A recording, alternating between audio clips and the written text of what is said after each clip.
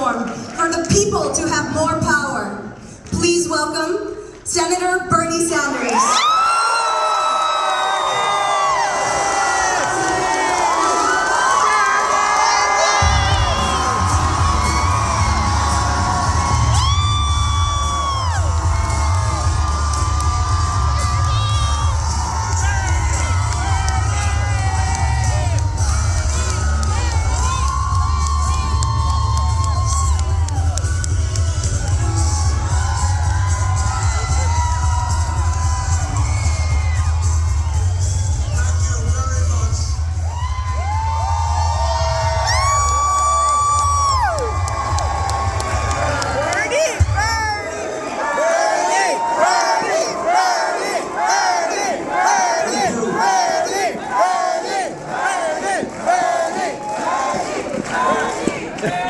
As a United States Senator, I can tell you we need Michelle in Congress. Please make sure she gets there.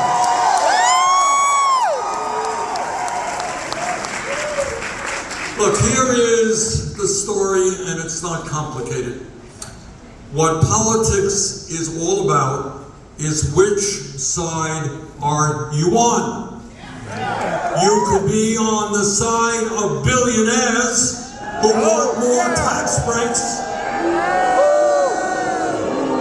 or you could be on the side of working people who want a decent life.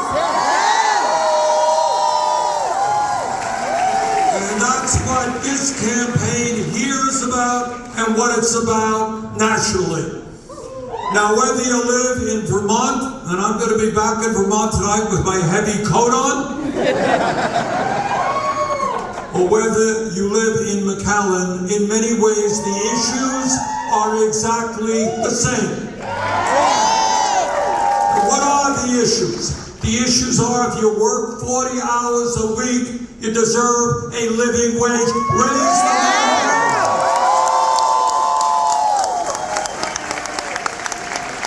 The issue is if you are a worker who wants to join a union, you should be able to do so.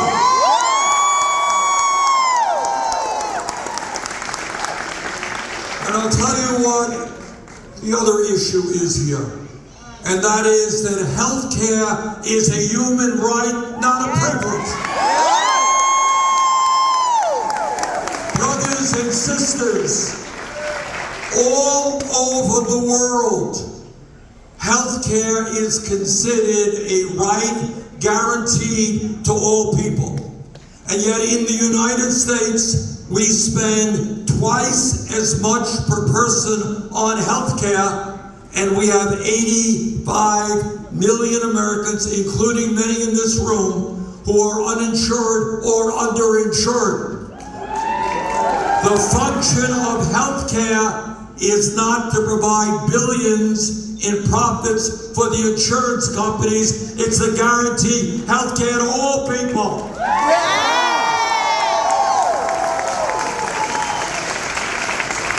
It is not a radical idea, and I want you all to understand it. I live 60 miles away from the Canadian border. Canada, you end up in the hospital for 3 weeks with a major operation. Do you know what the bill is when you leave? Zero.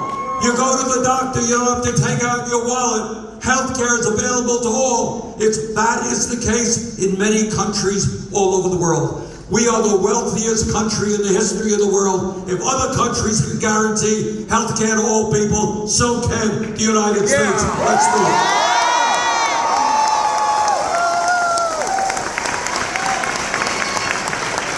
But it is not just healthcare. It is the high cost of prescription drugs.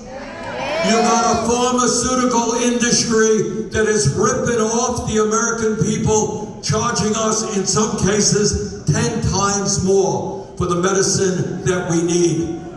Michelle is going to join me and have the guts to take on the greed of the drug companies and lower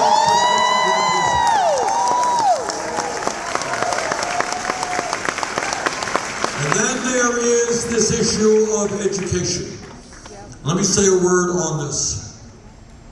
We live, as all of you know, in a very competitive global economy. That's the fact. Now, 30 or 40 years ago when I was a kid, if you had a high school degree, that was good enough. You can go out and get yourself a decent job, you can make it to the middle class. In many cases, that is not the reality today. Our people need a higher education in order to deal with the advanced technology that's taking place.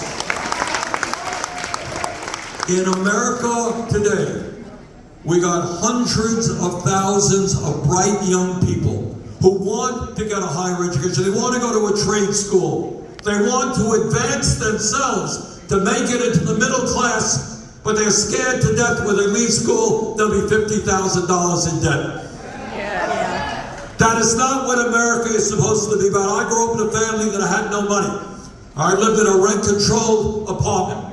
And back then, believe it or not, there were public colleges and universities that were tuition-free, some of the best in America.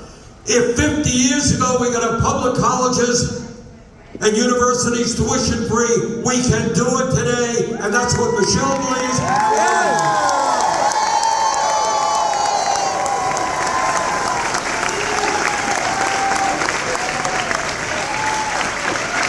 Let me say a word about another issue that is a terrible issue, and nobody has a magic solution to it.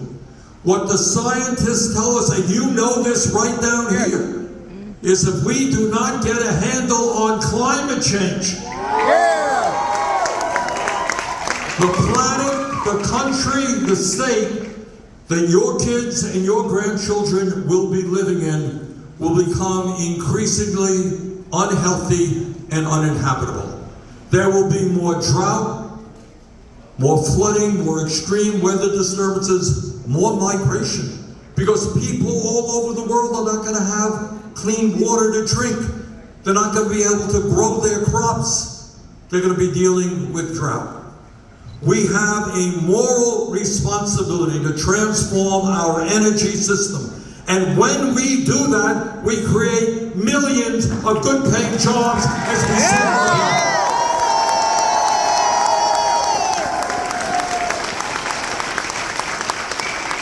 There's another issue out there which maybe is the most important of many other issues. And that is, we have right-wing extremists in this country led by Donald Trump who are trying to undermine American democracy. Now, here in Texas and in my state of Vermont, you have thousands and thousands of men and women who put their lives on the line, sometimes die, to say that America will remain a democracy, not an authoritarian society. We will not allow Trump and his friends to undermine that democracy.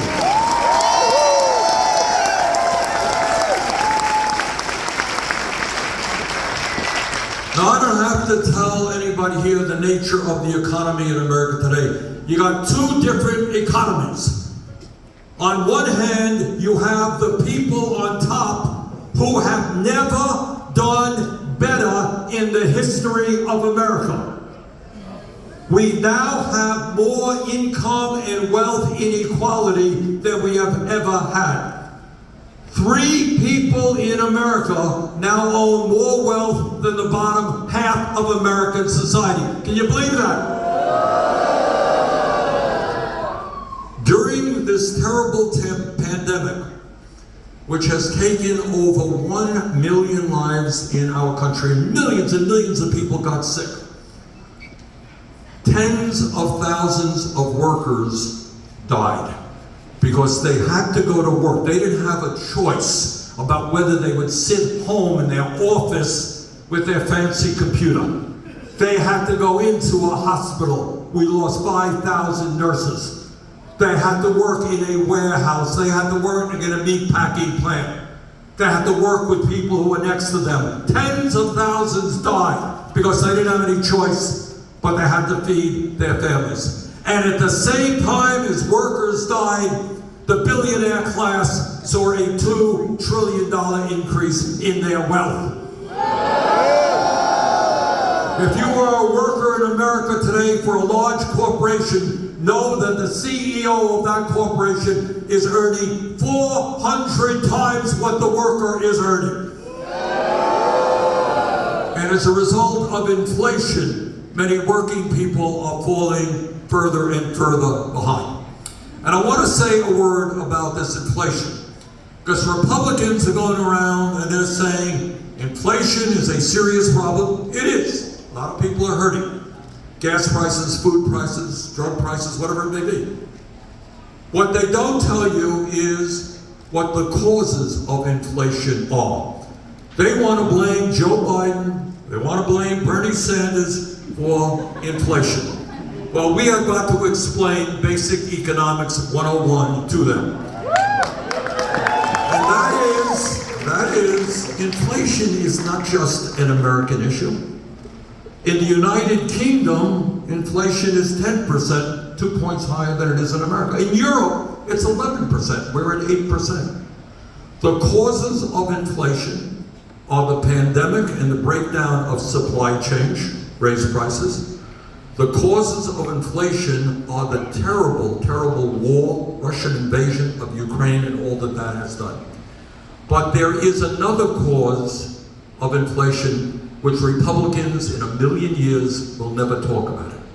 And the major cause of inflation today, the reason why prices at the gas pump, in the grocery store are soaring, is because of corporate greed.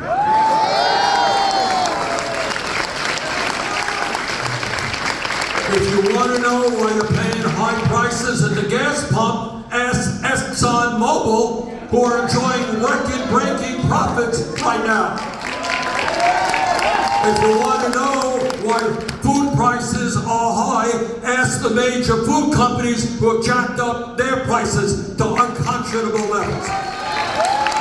Same thing with the pharmaceutical industry. So take a deep breath and think about the morality of the issue. We live in a moment, because of this pandemic, a lot of instability in the country, a lot of uncertainty. People are hurting. You got the war in Ukraine, you got the breakdown of supply chains, and what corporate America is saying, not how can we help working people? How could we lower prices in this country to make things more affordable? What they are saying, the guy from ExxonMobil was pretty honest about it, this is an opportunity to raise prices as high as we can. And what we say is that is immoral, it is wrong, and that is why we are going to impose a windfall profits tax on those companies.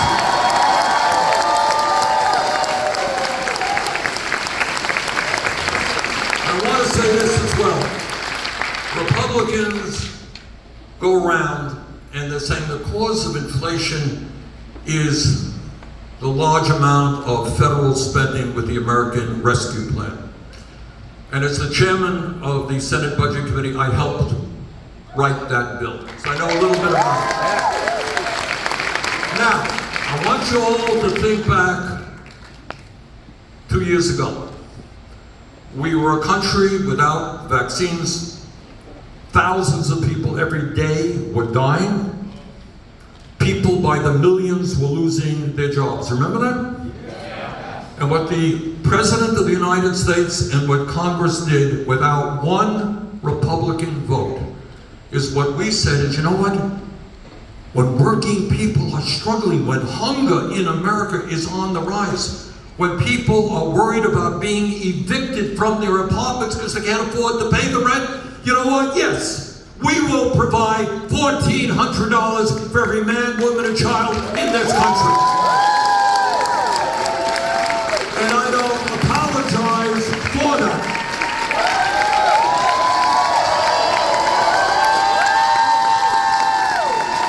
And not one Republican voted for that. And when millions of people, because of the pandemic, lost their jobs, remember that? Unemployment went off the charts. We said, yes, we're going to extend unemployment benefits. And when working moms and dads were unable to provide for their kids, we said, yes, we're going to provide a $300 a month child tax credit for every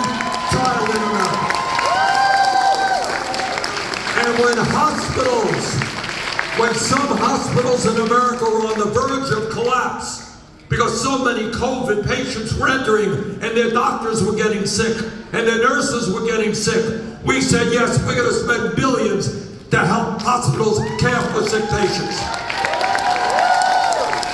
And we're going to help universities and public school systems survive the pandemic. So I apologize to no one.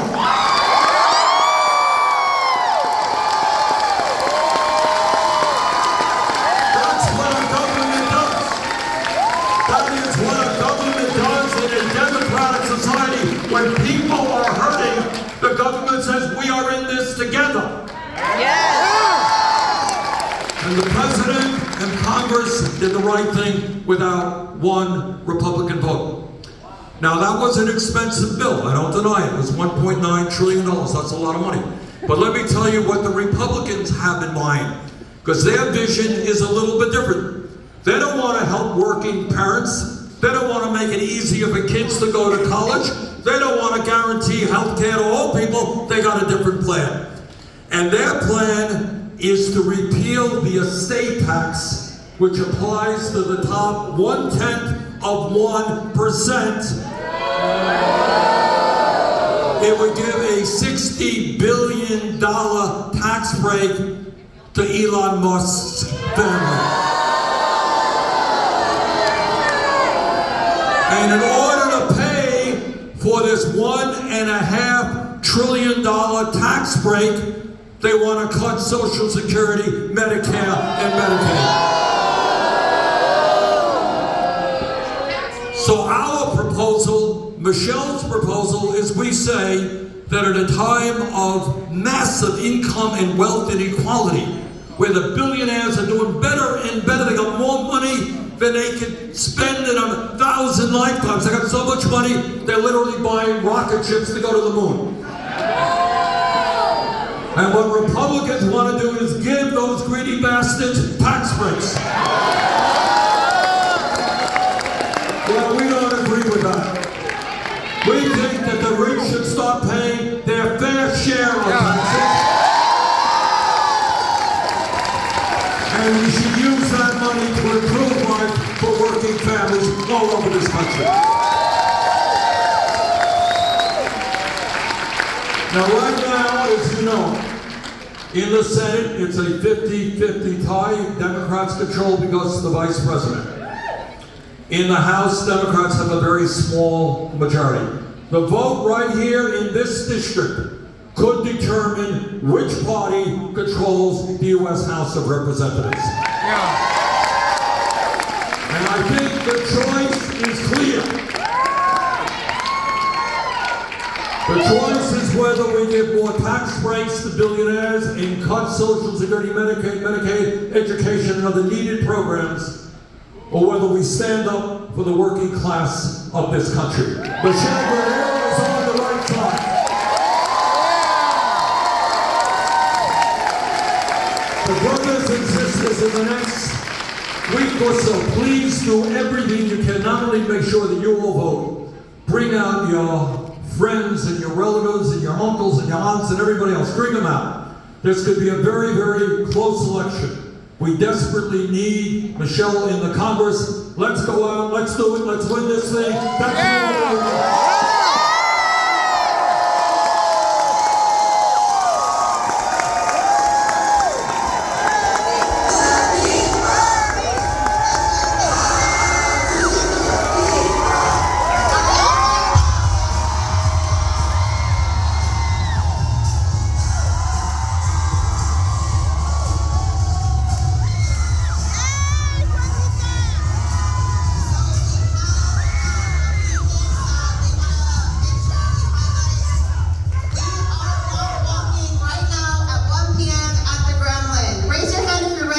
Michelle Vallejo for Congress. We talked about sacrifice to make sure that we have the best representation possible in this district. Michelle has put everything on the line. She's counting on you to put everything on the line to make sure that we fight for a better future for South Texas. Today, what that means, make sure you vote, make sure you get your friends and families to vote, and make sure that you block walk, because we need to make sure that we get all of the votes possible to elect Michelle Vallejo for Congress.